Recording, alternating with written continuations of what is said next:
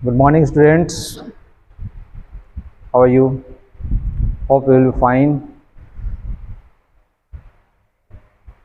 इसके पहले मैंने आपको बताया था कंप्यूटर के बारे में, कुछ इंट्रोडक्शन दिए थे। Input device, output device, processing device के बारे में मैंने बताया था। प्रॉपर्टीज़ के बारे में बताए थे, प्रॉपर्टीज़ ऑफ कंप्यूटर के बारे में मैंने बताया था। अब इसके बाद यहाँ पे मैं स्टार्ट कर रहा हूँ anatomy of computer. Anatomy of computer, इसके दो पार्ट हैं। पहला हार्डवेयर है, दूसरा सॉफ्टवेयर है। हार्डवेयर आप डिफाइन कर सकते हैं जैसे it's physical components.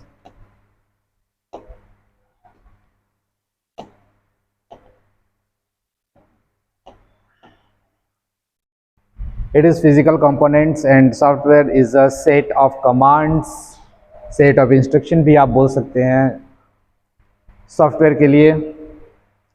So these are the anatomy of computer and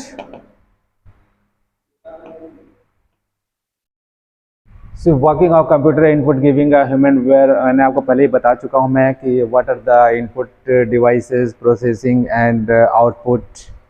It has input is given through hardware device like mouse, keyboard. इसके थ्रू आप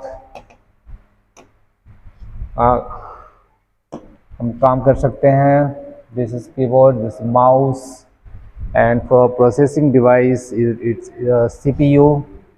CPU के थ्रू आप काम कर सकते हैं। And in output device that is a printer and monitor. Now here is some diagram of keyboard. Keyboard के बारे में मैंने बताया हुआ है, स्लाइड बनी हुई है यहाँ पे। बेसिकली कीबोर्ड में क्या होता है, कुछ पार्ट्स होते हैं, इम्पॉर्टेंट पार्ट्स होते हैं, जिसमें कि ये जो आप देख रहे हो ये फंक्शन की है। फंक्शन की यहाँ से लेकर के यहाँ तक जो भी है F1, F2, F3 to F12 function की है। उसके बाद ये जो आप मिडिल का जो एरिया देख रहे हो ये है आपका alphabetical keys,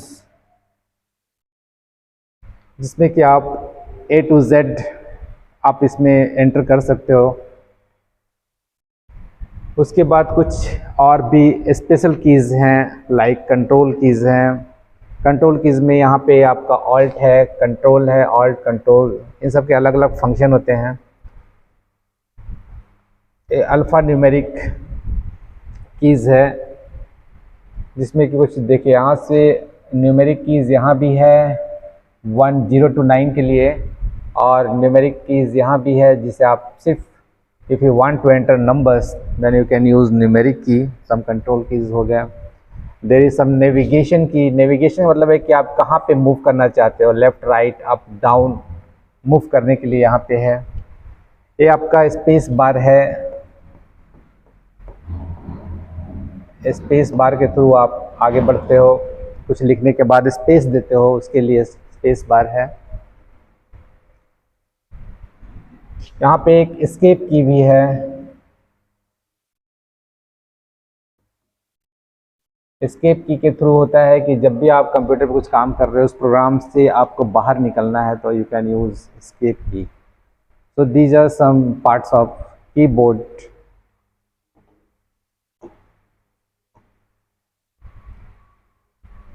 and here also defined additional keys. It resembles a typewriter. It has several additional keys. Data can be entered by the keyboard. ये मैंने बता दिया आपको। अल्फ़ाबेटिकल कीज़ हैं, न्यूमेरिक कीज़ है, F1, F2 फंक्शनल की, escape की, enter की, कुछ भी काम करते हैं आप एंटर करना होता है उसके लिए एंटर कीज़ है। एरोज़ कीज़ है, कैप्स लॉक है। कैप्स लॉक में ही आप यूज़ कर सकते हो कि आप यहाँ पे कैपिटल लेटर, स्मॉल लेटर का जो यूज़ करना है आप उसके लिए यूज़ कर सकते हो। क्या माउस के कुछ पार्ट हैं जिससे कि माउस जो भी आप यूज़ करते हो उसमें लेफ़्ट की है, राइट की है, उसके थ्रू अभी आप वर्क कर सकते हो। यहाँ पे ये आपका लेफ़्ट की है, यहाँ पे ये राइट की है, राइट की है। उसके बाद यहाँ पे एक स्क्रॉल बटन है, इसके थ्रू आप मूविंग कर सकते हो। So these are the basic parts of mouse,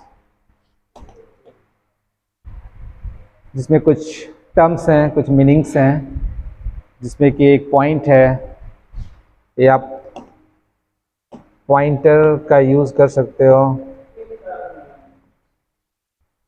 pointer जो कि ऐसे रिजेंबल होता है, वो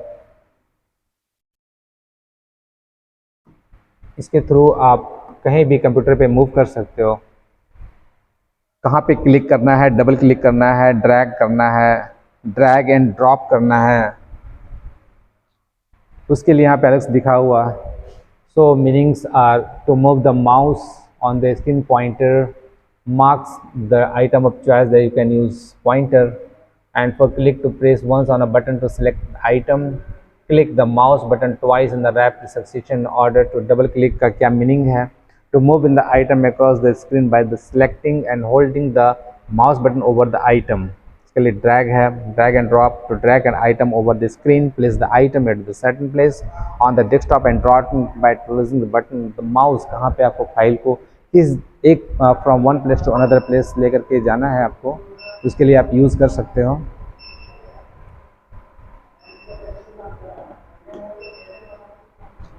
सो दीज आर सम ये सीपीयू के बारे में बताया हुआ है। सीपीयू के जो मेन पार्ट होते हैं, कंट्रोल यूनिट है, एलयू है, मेमोरी यूनिट है।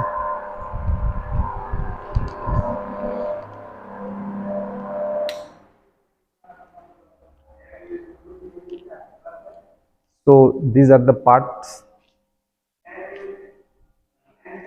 and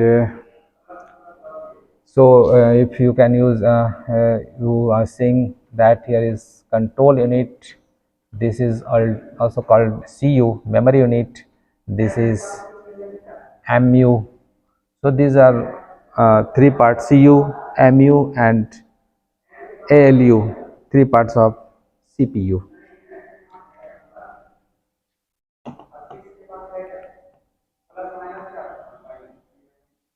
So there is some storage device. A computer system requires memory to store and retrieve instructions. जो भी आपको इंस्ट्रक्शन यूज़ करना है, आपने एक बार जो स्टोर कर लिया कंप्यूटर के अंदर, उसे आप कभी भी रिट्रीव कर सकते हो, यूज़ कर सकते हो। Data store in a memory by process called right. Data जब भी आप सेव करते हो तो उसको राइट करना भी कहा जाता है। Retrieve from the memory process called read. आपको रिट्रीव करना है, डाटा को दोबारा यूज़ करना है, उसके लिए आप यहाँ पे इसका यूज़ कर सकते हो। Memory is made of storage location which data is store. जहाँ भी डाटा स्टोर है उसके लिए मेमोरीज का यूज़ होता है। Each location identified unique address that is memory location. हर डाटा एक मेमोरी लोकेशन में यूज़ होता है। Storage device are used by the computer for the storing the data either temporary और परमानेंटली। डाटा टेम्परेरी भी use हो सकता है, परमानेंटली भी यूज़ हो सकता है। टेम्परेरी का मतलब हुआ कि जब आप फाइल को सेव करते हो, सेव करने के बाद ये ऑटोमेटिकली चला जाता है, रोम में चला जाता है, डाटा आपका सेव हो जाता है। और उसके पहले अगर आपने सेव नहीं किया हुआ तो परमानेंटली टेम्परेरी उसको यूज़ करना भी कहते हैं। So their storage device are here defined, that is memory device, secondary primary device and secondary device. Primary memory, a memory that is directly associated with the CPU before being actually process the data. The data is to be stored in some storage area, this is known as primary storage.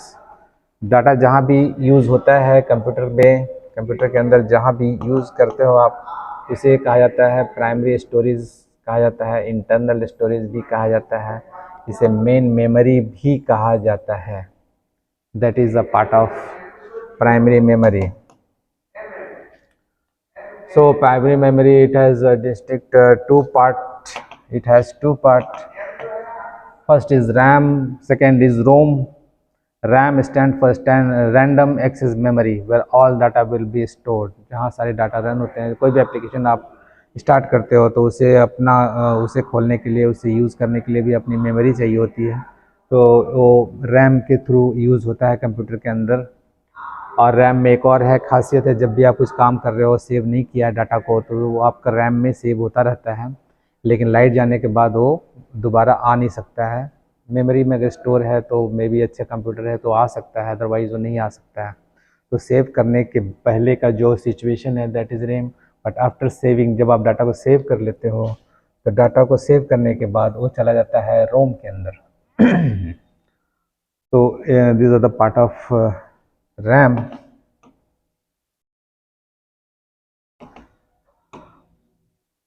So this is so it is defined CPU.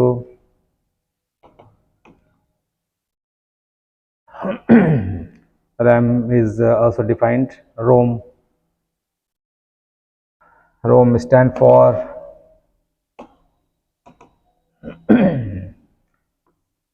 ROM stand for read only memory.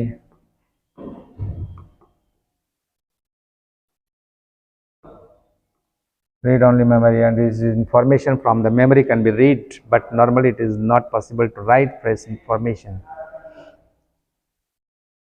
आप रोम में एक बार data को save कर सकते हो, वो आप internal memory में चला जाता है। Now here is defined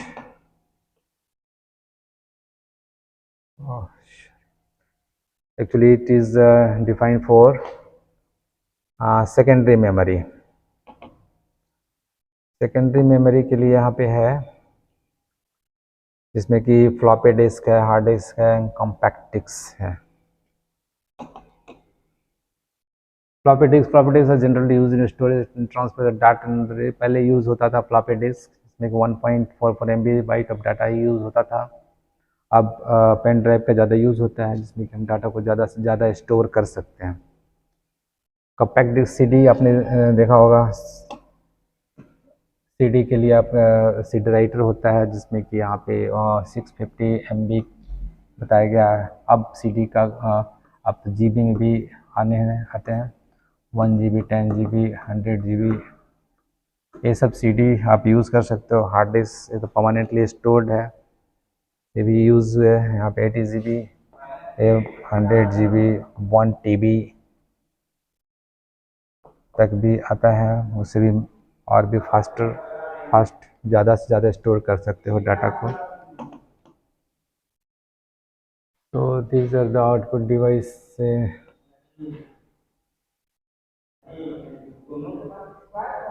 So some output devices are monitor, printer. This is the main part, printer, that is output device. Printer has there are two types of printer होते हैं, एक impact है, non impact है।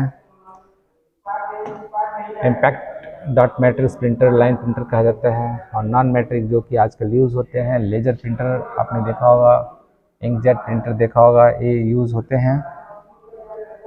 तो these are the part of printer.